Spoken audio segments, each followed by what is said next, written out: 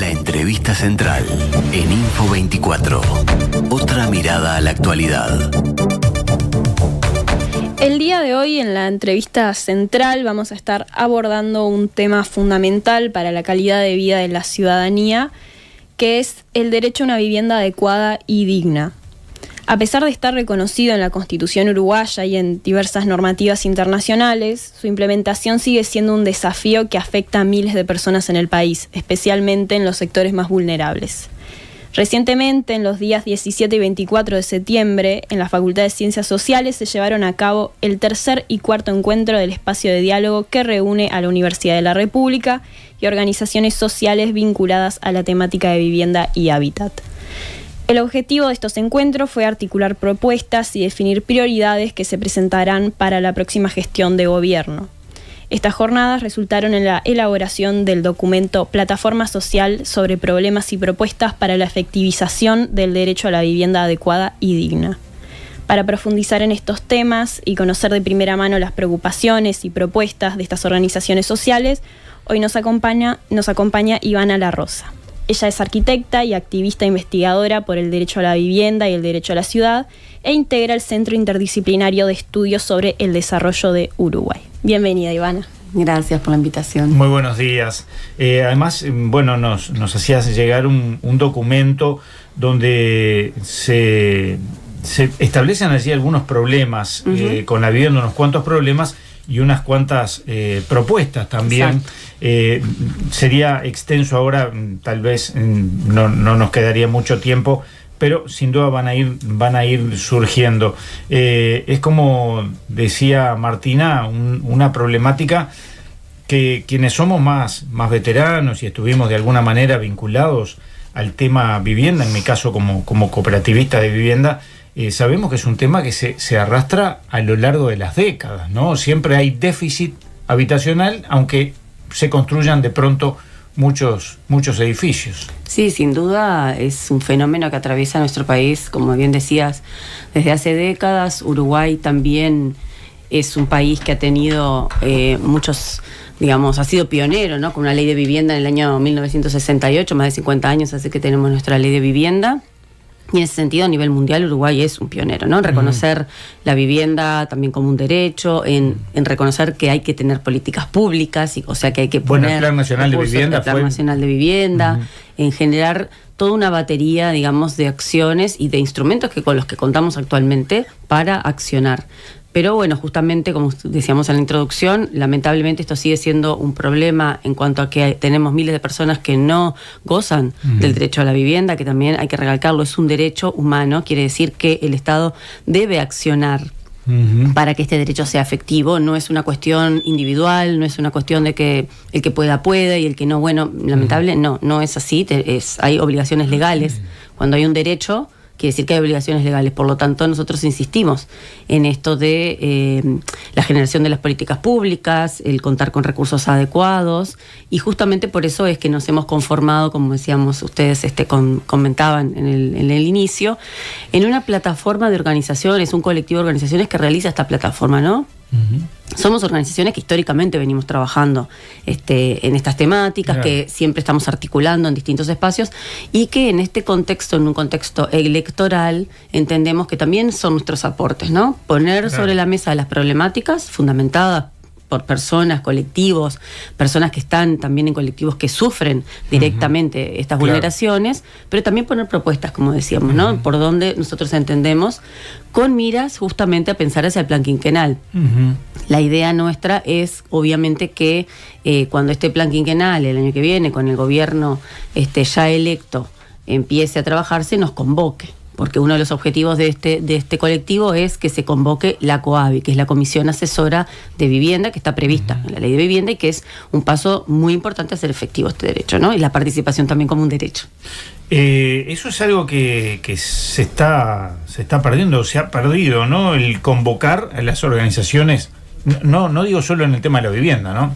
Sí. Parece que la consulta a la sociedad no está siendo atendido eso. No, lamentablemente eso lo hemos visto no solo en este tema, en otros temas. Este último periodo ha sido bastante difícil si la participación o construir en base a contar con también rendiciones de cuenta con datos concretos, ¿no? Y en este caso el tema de la vivienda es un tema bastante sensible. Nosotros necesitamos datos concretos de, qué es lo que se está avanzando, qué es lo que no, cuáles son los obstáculos, porque partiendo incluso de la base de que, cualquier gobierno quiere hacer lo mejor para su población, entendemos que también hay que tener determinadas acciones que nos garanticen que vamos a ir avanzando. Por ejemplo, contar con datos concretos, en cómo esto se está manejando, gestionando, cuáles son justamente esos obstáculos que se identifican, porque esta problemática, como bien decíamos, se arrastra por décadas, o sea que no es algo fácil de abordar, de solucionar quizás, pero sin duda que con la participación de las personas que trabajamos en esos temas, con las personas afectadas directamente, insisto en esto porque, este colectivo es importante, que tiene también personas que están viviendo las situaciones. Por ejemplo, una de las más crudas es la situación de calle, ¿no? Parte de este colectivo participa NITEP, Ni Todo Está Perdido, que es un colectivo que agrupa personas en situación de calle y que tienen, ya varios años de trabajo, que vienen haciendo propuestas. Pero además propuestas muy claras, no por el hecho de estar viviendo, o capaz que precisamente por estar viviendo en la calle, que tú nos compartías allí algunas entrevistas, algunos videos, es muy claro, ¿no? lo que allí se plantea. Ahora, tú decías, partimos de la base que cualquier gobierno pretende atender a la sociedad. El tema es que hay sectores en la sociedad y a veces se atienden unos en desmedro de otros, en detrimento de otros. Exacto. Justamente por eso es importante la participación en esto que nosotros insistimos con la COABI y que es parte del objetivo, ¿no? Al escuchar estas voces, al tener esta diversidad de voces, digamos que es al menos un paso donde te va a llevar a contar con un espectro amplio de cómo afecta esta problemática a sectores diferentes y sobre todo, obviamente, a sectores que han sido vulnerabilizados históricamente. Porque obviamente nosotros acá ponemos de manifiesto que uno de los problemas, que no solo es del Uruguay, que es mundial, es la mercantilización de la vivienda y la ciudad. La especulación inmobiliaria, dice. Especulación, pero sobre todo la visión mercantil. Si la visión es que solo se puede acceder a través del mercado y que las únicas medidas que vamos a pensar es facilitar cuestiones de mercado, ahí ya hay un problema, porque muchísima gente no va a acceder por esa vía. Claro. Y por otro lado, nosotros insistimos, y creo que también lo traíamos en esta serie de entrevistas que la gente después puede ver en el canal de YouTube, que quizás se puede compartir. Nosotros hacemos énfasis en es un tema también de visión. Si uno piensa que los territorios, que las ciudades, que los países solo se pueden gestionar a través de generar transacciones mercantiles, estamos en un grave problema porque nosotros tenemos que realizar una gestión democrática del territorio y los recursos y los bienes comunes tienen que ser gestionados para el bien común. De hecho, tenemos una ley de ordenamiento territorial que tiene esto como su base. O sea que nosotros no estamos tampoco inventando cosas, sino que nos estamos basando en legislación existente en el país. Otro de los problemas que se hace notar acá, dice segregación residencial. Esto, dicho de otra manera, o tal vez con lenguaje de otros tiempos, es generar situación...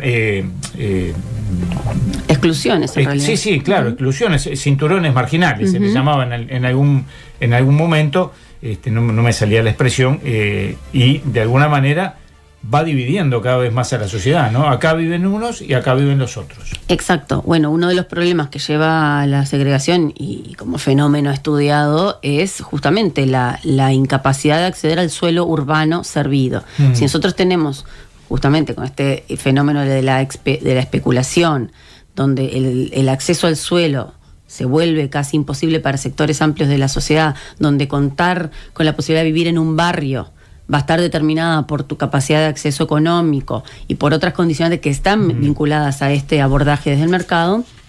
Obviamente, cuando se empieza a trabajar así, lo que se hace es que se expulsa a personas que no pueden sostener vivir en un determinado barrio con condiciones a las que sí se favorece y se las expulsa. Entonces, lo que decís tú, esto también impacta en nuestra sociedad y en cómo nos vinculamos, porque al final estamos haciendo pequeños guetos dentro de la ciudad donde algunos lugares van a tener mejores condiciones, incluso no solo de las viviendas, sino del espacio público, de los servicios que existen con respecto a otros, que tienen servicios a veces muy deficitarios, donde les es muy difícil transportarse o para acceder a las oportunidades de trabajo tienen que trasladarse y esto implica horas, por ejemplo, en el transporte público y eso afecta el relacionamiento, afecta tu vínculo también con tu comunidad, con tu barrio, con tu familia, o sea, las horas que podés dedicar también a otras cuestiones. Entonces, está interesante que poder transmitir que en realidad cuando hablamos de vivienda y ciudad, entendamos la integralidad de todo lo que afecta a nuestras vidas.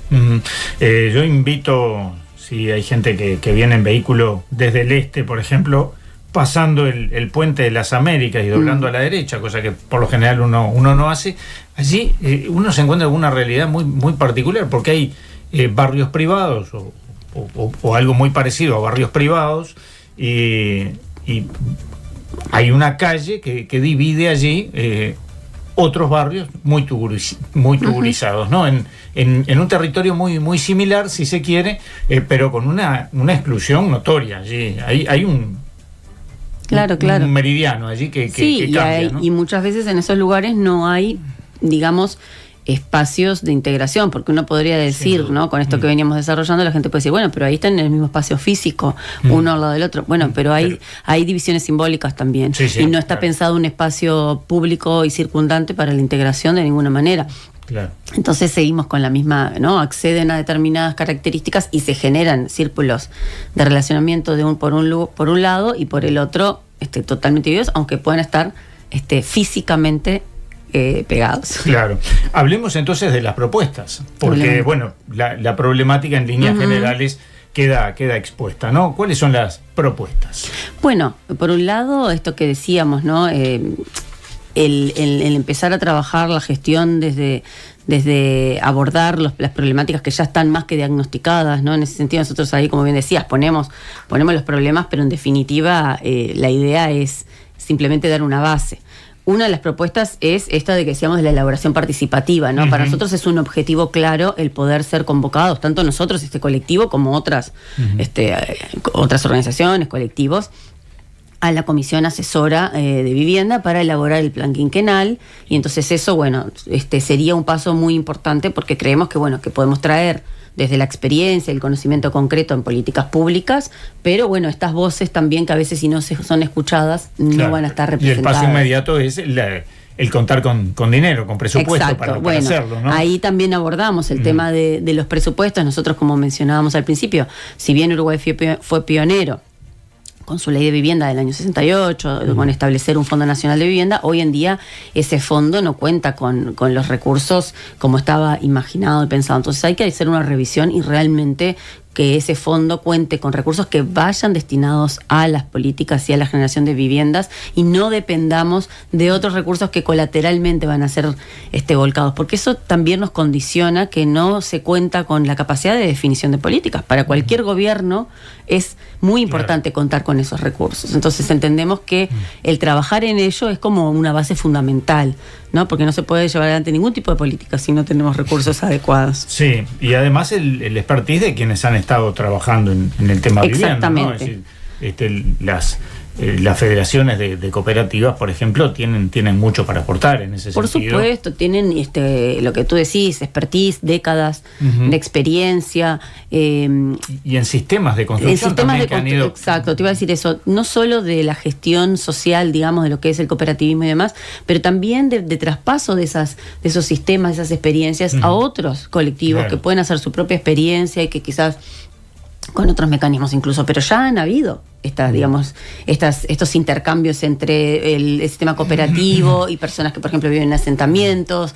personas que están en situación de calle y quieren abordar desde ese lugar. Entonces, sí que hay muchísimas cuestiones que se pueden abordar, y como siempre decimos, no es necesario reinventar la rueda.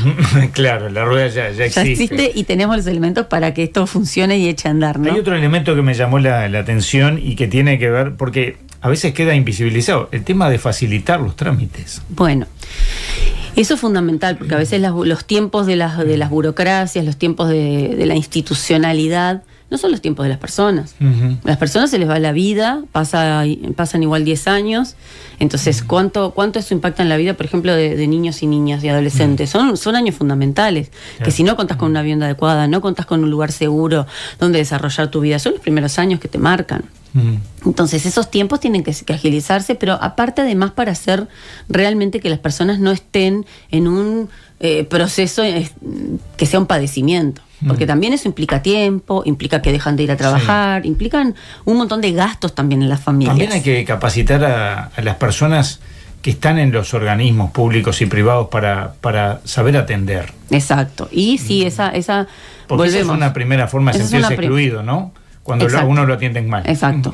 Creo que de ese cualquier personal que estén en las instituciones tiene también que tomar, digamos, ese empoderamiento de decir, soy una puerta de entrada a la satisfacción de un derecho. Porque esa es la realidad. Claro. Que también como representantes del Estado, porque cuando uno está en esas instituciones, está representándonos a la sociedad, pero bueno, es un agente del Estado. Claro. O sea, yo creo que es algo que además debe incluso llenarles de orgullo, porque están ahí para posibilitar. Debería, y a veces uno, en ese pequeño gestos, un día que facilitas, que no entorpeces, la verdad le haces la diferencia a las personas. Sin duda. Yo sé que tú estás repasando allí, yo te voy tirando temas, tranquilo. Pero claro, el acceso al suelo residencial mediante la oferta pública es otro de los temas.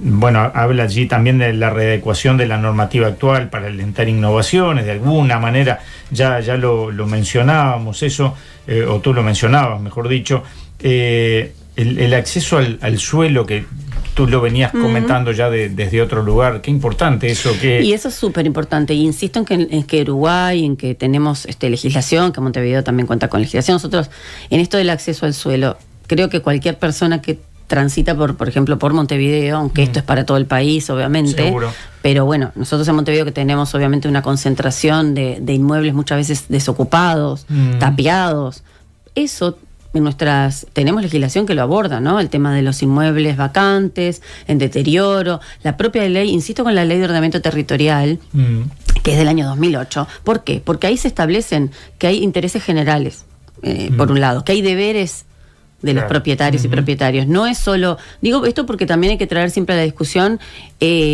concepciones que son erradas, que la gente muchas veces puede pensar, bueno, pero si yo soy el propietario hago lo que quiero. No.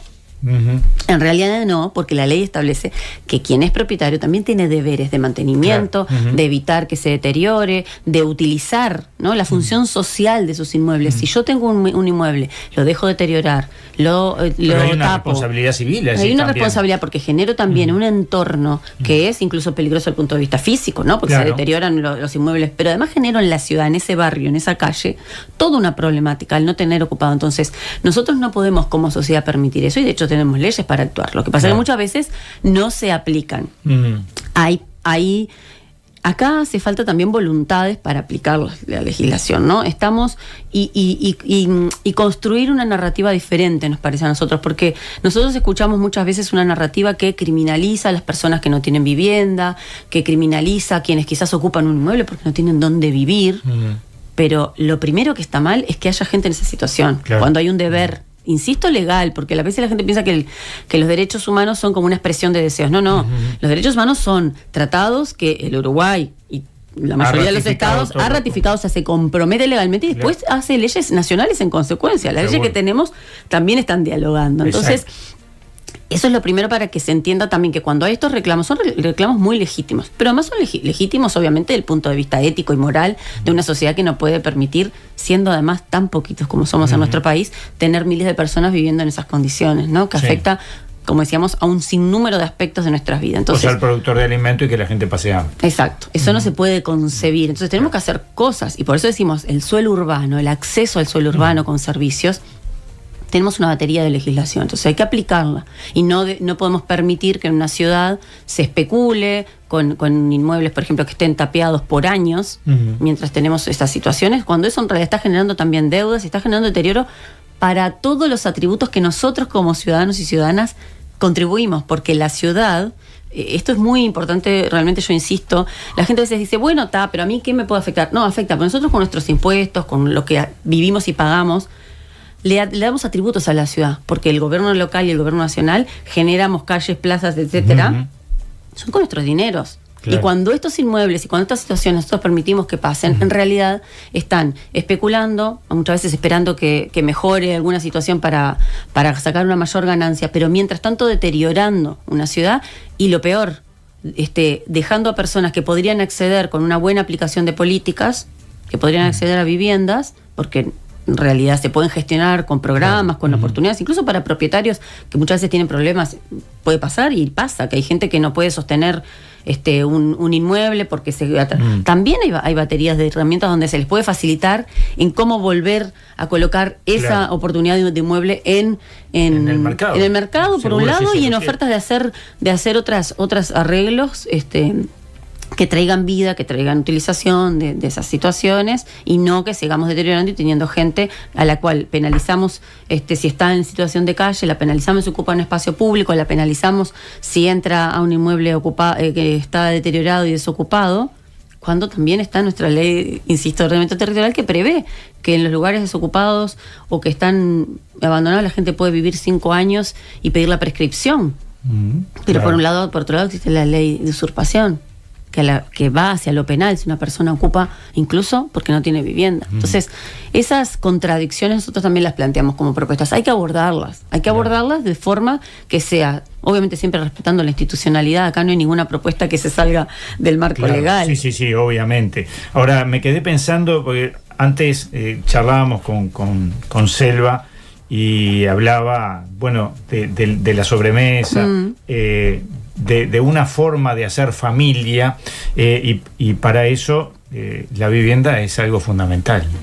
Es que la vivienda es por un lado, como decíamos, un derecho, pero por otro es un habilitador de otros derechos. No tenés derecho a una vida familiar si no tenés vivienda, no tenés derecho a una vida comunitaria de tu barrio. ¿Cómo puedes relacionarte con tus vecinos, vecinas, si no tenés un lugar realmente seguro y adecuado donde vivir? Se te afecta tu derecho a la salud, a la educación, al trabajo. ¿Cómo podemos aspirar que una persona consiga un trabajo, mantenga un trabajo si no tiene unas condiciones de vida adecuadas? Es imposible. Y ni que hablar lo que decíamos, los niños, niñas, adolescentes, o sea, están en una etapa de formación que, viviendo en condiciones de precariedad o sin vivienda, se hace muy difícil que puedan avanzar, porque acá no se trata de que las personas salgan por mérito propio, solas, dándose la cabeza contra un muro. Acá se trata de generar políticas que sean habilitantes y que saquemos el mejor potencial que tengamos todas las personas para el desarrollo del país, porque en definitiva también, si no generamos las condiciones adecuadas, estamos perdiendo la capacidad de un desarrollo como país y como sociedad. Esto se ha planteado a los distintos partidos políticos en pugna para se ha hecho llegar. Hoy a la tarde, a las 19 horas, tenemos un evento donde vamos a presentar nuevamente, públicamente, estas propuestas, que ayer fue la marcha por el Día Internacional del Hábitat y el Día de los Sin Techo, donde ya se leyó esto, se compartió, pero bueno, obviamente lo hemos hecho llegar a los partidos y hoy vamos a presentarlo también en el Parlamento como, bueno, nos parece un lugar propicio, ¿no? Donde se generan también las políticas y donde, bueno, nuestro llamado, digamos, transversal de esto de participar en esa generación de políticas públicas, esperamos que resuene y que realmente se entienda que queremos brindar también ideas y propuestas concretas. ¿Qué te parece, Martina? ¿La dejamos ir? Bueno, una lástima en realidad, porque es un tema muy interesante. Bueno, la convocaremos próximamente. Como entonces. No, nosotros felices de compartir, y vamos, obviamente, como les decimos, hoy a las 19 horas en Sala Acuña de Figueroa, en el anexo del Parlamento del Palacio Legislativo.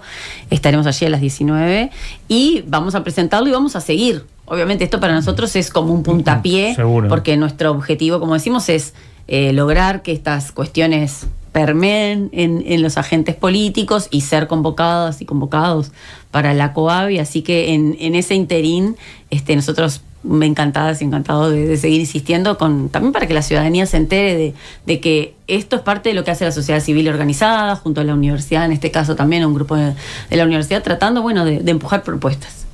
Hay muchos mensajes agradeciendo además la entrevista, así que bueno, muchísimas gracias a ustedes. Y bueno, como decía, seguramente nos reencontraremos pronto. Gracias por venir a estudios además. Por favor, hasta luego, gracias.